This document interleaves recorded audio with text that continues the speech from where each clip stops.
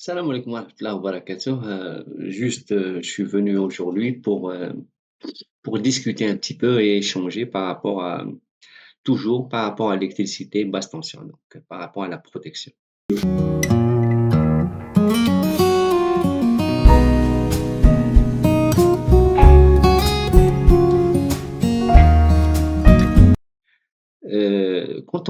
Quand on conçoit une installation électrique, et là je vais spécifier le départ éclairage.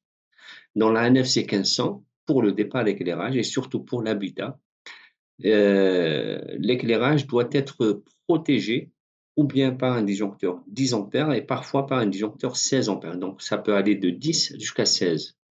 Que ce soit dans le premier cas ou bien dans le second cas, le disjoncteur, par exemple, si on prend un départ 10 ampères et je suis dans l'habitat, j'ai un circuit sur lequel je mets au maximum 8 points lumineux. D'ailleurs, la norme elle spécifie, il faut avoir au maximum 8 points lumineux pour l'habitat. Si on calcule le courant absorbé, donc par l'éclairage, le courant d'emploi, on va trouver généralement même pas 1 ampère, ça dépend, hein, 1 ampère, 2, 3 au maximum. Donc pourquoi utiliser un disjoncteur 10 ampères dans ce cas-là? Pourquoi 10 ampères? Parce que si l'éclairage, tout l'éclairage, donc on a 8 spots, hein, par exemple, 8 spots LED, d'accord? Chacun des spots LED, par exemple, il va consommer 0, quelque chose ampère. Ensemble, ils vont consommer, par exemple, 1 ampère. Et moi, la norme me dit de mettre 10 ampères en protection. Donc, l'éclairage, il n'est pas protégé contre la surcharge en réalité. Donc, chaque point lumineux n'est pas protégé contre la surcharge. Et l'ensemble du circuit également n'est pas protégé contre la surcharge. Dans ce cas-là, pourquoi on fait une protection thermique? Donc, je parle du magnétothermique. Pourquoi le thermique dans ce cas-là? Il sert à quoi?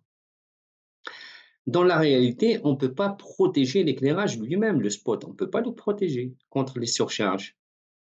Et dans le cas d'un courant de court-circuit dans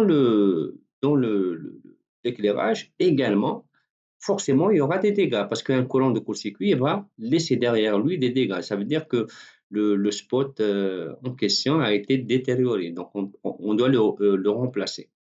Donc, dans les deux cas, que ce soit contre les surcharges ou bien contre les courants de court-circuit, le disjoncteur lui-même ne pourra jamais protéger notre éclairage. D'accord? Donc, ça veut dire là, ça me pousse à poser une autre question. Le disjoncteur magnétothermique, dans ce cas-là, il sert à quoi? Pour votre information, mes amis, le disjoncteur, d'une manière générale, pas seulement pour ce cas-là, d'une manière générale, quand on va choisir les disjoncteurs, on va les choisir pour protéger notre installation. Donc, l'installation que j'avais réalisée moi-même. Par exemple, l'électricien, quand il va faire une installation, quand il va installer un disjoncteur, il va protéger son installation. D'accord? Donc, son installation, c'est quoi? Déjà, le disjoncteur lui-même, le jeu de barre qui est en dessous, les interrupteurs qui sont en dessous et les câbles. Donc, on doit protéger notre câble. Pourquoi? Pour ne pas laisser, par exemple, pour qu'il n'y ait pas un départ de feu d'origine électrique. D'accord? Donc, notre installation, quand on fait une protection, c'est pour protéger l'installation que nous avons réalisée, pas pour protéger les récepteurs eux-mêmes. D'accord? Sauf dans certains cas. Le cas du moteur, c'est un cas particulier. Pourquoi? Parce que le moteur, généralement dans l'industrie, donc c'est le cœur d'une industrie. Donc, c'est pour cette raison que les industriels se sont cassés la tête justement pour nous fabriquer les disjoncteurs moteurs spécifiques pour protéger le moteur contre la surcharge et contre les courants de court-circuit. D'accord? Et en même temps, on va protéger les câbles également contre les départs de feu. Et juste, je termine par ça. La définition de la surcharge. La surcharge, elle survient dans un circuit électriquement sain. Ça veut dire qu'il n'y a pas un problème électrique. Quand vous avez un déclenchement thermique sur un départ moteur, il ne faut pas se casser la tête. Il ne faut pas se dire que le moteur il est défectueux ou quelque chose comme ça. Non, ça veut dire qu'il y a un dur mécanique. Ça veut dire qu'il y a le couple résistant a augmenté, ce qui a poussé le moteur à demander un courant plus important. D'accord? Déjà, il y a cette raison. Il y a une seconde raison. Si la tension chute, d'accord, le moteur, lui, pour qu'il puisse développer un couple moteur adéquat, il doit être supérieur au couple résistant. Il doit demander un courant plus important. Dans ce cas-là, le relais thermique ou bien la protection thermique, elle va se déclencher. Il y a troisième cas, et c'est toujours dans la partie mécanique. Donc, je ne vais pas parler du couple moteur, je vais pas parler de la partie entraînée. D'accord? Par exemple, un tapis roulant, ainsi de suite.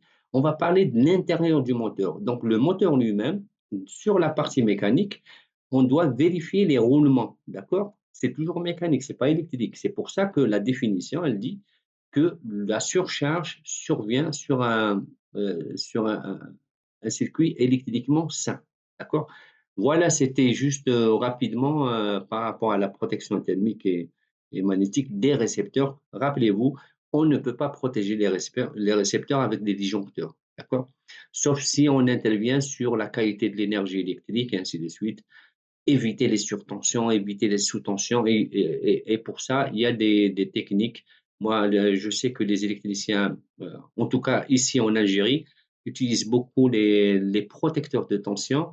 Inch'Allah, je suis en train de préparer une vidéo sur ça pour discuter justement les perturbations liées à la tension, d'accord? Et leur impact sur les récepteurs et notamment les moyens de protéger les récepteurs contre ces perturbations de tension. Pour ceux qui ne me connaissent pas, je suis Lorman Boussa, ingénieur électrotechnicien. Je suis formateur dans le domaine de la conception électrique basse tension. Donc, je forme les ingénieurs et techniciens, ceux qui souhaitent se lancer dans le domaine de la conception. La conception électrique, c'est le calcul des installations électriques, le choix des protections, le calcul des sections des câbles, le bilan de puissance et tout ça.